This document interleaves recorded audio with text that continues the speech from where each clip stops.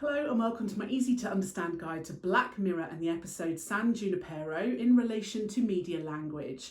This video is going to be particularly relevant for you if you are studying Eduqas A-level media studies, as it's currently a set text on that specification. Media language, in particular mise-en-scène, is used really carefully in this episode to set the scene and to help to indicate to audiences who people are, what's going on and when the episode is taking place. We're seeing the sort of scenes of the ocean and we're seeing sort of a pinks and purples colour palette. It makes it feel very kind of Americanized and quite exotic and escapist. And we're getting lots of use of music. There's a huge use of music in here to set the time period. So we're getting things like Heaven is a Place on Earth, which is a song by Belinda Carlisle, and the choice of the cars on the streets, as well as the Lost Boys film poster. It's immediately telling the audience that this is going to be set in the sort of 1980s to 1990s time period. These intertextual references continue. For example, the choice of the arcade games and things like that, again, help to cement what time period we're in for the audience.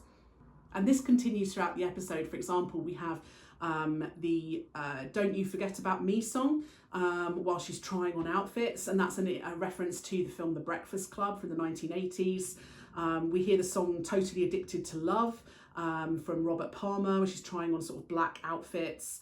And then later on we see a Scream poster, that's 1996, and we see Alanis Morissette and The Bourne Identity in 2002. So throughout the different time periods which they're kind of travelling to within this virtual reality, the use of the mise-en-scène, like posters, music, costumes, is clearly there to help audiences signpost exactly where they are within time. Clever audiences might recognise the titles of the tracks being used and understand that they are hinting at or foreshadowing different parts of the narrative. Well, there are tracks like Can't Get You Out of My Head, Girlfriend in a Coma, Living in a Box, and Fake. Costumes are also used to help us clearly identify the characters and the roles they play within the narrative. So, the kind of intense makeup and the jewellery and the kind of revealing costumes for Kelly help us to see that she's the sort of more popular, outgoing, confident person. And the choice of the glasses and the plain outfit for Yorkie help us to see her as the kind of archetypal geek who's a lot shyer and less confident. The use of the camera throughout the episode helps us to indicate certain connotations. So there's lots of kind of close-up shots of the two women getting closer together, their faces getting nearer. It shows their kind of growing levels of intimacy and connection.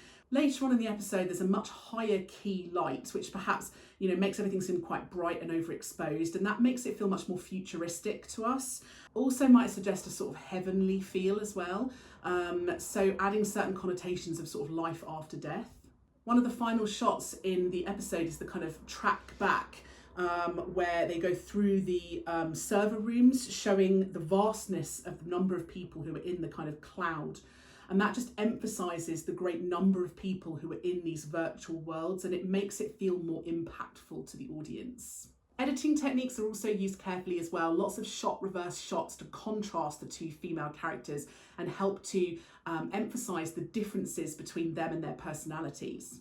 At one point, they cut from a scene of them taking their clothes off to some scenes of crashing waves on a beach. And clearly that transition and the juxtaposition of those two images is supposed to kind of emphasise the sexual nature and perhaps suggest the idea of passion and sex and orgasms within the scene without actually having to show it. The fast-paced editing in the Quagmire Club helps to make it feel quite kind of thrilling and intense and quite scary and chaotic. The sound seems to disappear constantly, as though Yorkie is kind of zoning out from the conversations, and perhaps that she's not really focused on what she's supposed to be focusing. She's focusing more on Kelly. The genre is quite mixed. There's obviously generic conventions of kind of drama and romance. You've got narratives about love, there's scenes of them kissing, they're talking about relationships, they're having quite a lot of emotional conversations, there's scenes of arguments and crying. So there's very clear signifiers that this is a kind of drama, a relationship, love, romantic drama. But there's also obvious signifiers of other genres as well. So for example, like sci-fi, we've got the time changes and the servers and the technology and the futuristic things. And that helps to tell us that this is a bit of a hybrid genre where we're looking at a slightly odd combination of sci-fi and romance. The overall messages of the episode, I guess, are about our attitudes towards love and romance and sexuality, but also, the benefits of technology and the issues as we get older and age, and how technology might be used to help people in that situation.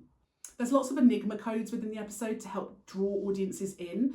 So, for example, why is Yorkie so out of place in this club? Why is she so different to everyone else? What's she doing there? Why is there this focus on time period and, only 3 hours?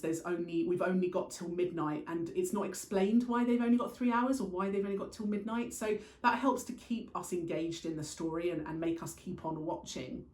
Suddenly we flash to the 90s and we don't really understand how it got there, and then we see the mirror and that's not smashed anymore and we don't really understand why. They talk about if we really met, and at that point we have no idea that they haven't really met, so that again adds in an element of mystery for an audience. You should also be considering postmodernism for this episode as well. So the episode features a lot of themes of what if, which is quite common in postmodernism products. So what if we had the technology to put people into kind of virtual comas? What if we had the technology to allow people to experience being young again? So lots of themes of futuristic technology and access to that technology. There's also lots of intertextual references to music, fashion, films, and that's very common in postmodern products too. The mixture of genres and the hybridity is very common in postmodernism, as is the fact that the whole episode tackles the idea of reality and hyperreality and simulacra, which links to Baudrillard's theory, which I have a video on if you need to watch. So the whole episode really tackles this idea of reality and the blurring of lines between what's real and what's artificial. And Black Mirror as an anthology series is known for being very postmodernism and tackling these issues in almost every episode. So it's what an audience would come to expect.